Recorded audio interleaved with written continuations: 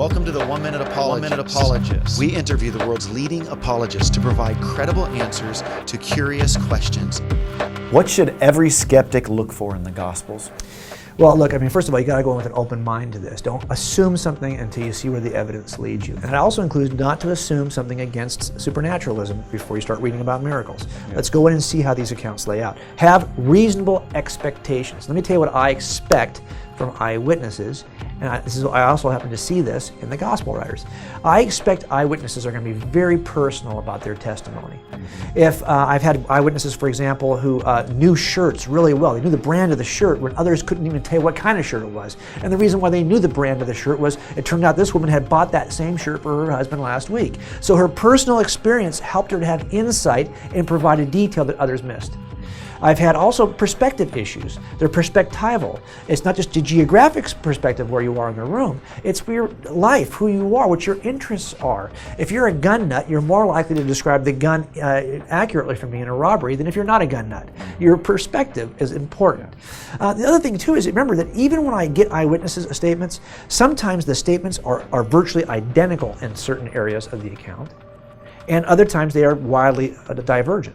Expect there will be places where you're going to have complete similarities, maybe even the same words will be used to describe the event, and expect places where you're going to have divergence.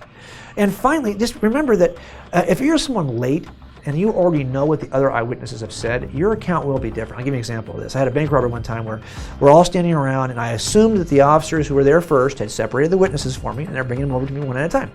And I'm interviewing the witnesses, and they're all giving me the account. And there's a guy standing behind us, and I assumed he was an employee, somebody that was already been screened. Well, it turns out he wasn't. He was actually an eyewitness, and he'd been listening to my interviews. And then he tapped me on the shoulder. I was here too. I saw it too. I'm like, why wasn't this guy separated, right? I got to have eyewitnesses separated, or they'll give you the same story. Well, sure enough, as he's telling me his version of the story, then he gave me good details. And good details that were missed by the other people. But I had to constantly remind him to go back and start at the beginning. He wanted to kind of come in and just tell me about that little piece, and then that little disjointed piece, and that little disjointed piece. I had to remind him, no, please go back and tell me from the very beginning. And I find that late witnesses, if they're aware of what's been given to you already, have a tendency to just fill in the gaps. Now, why do I say all this?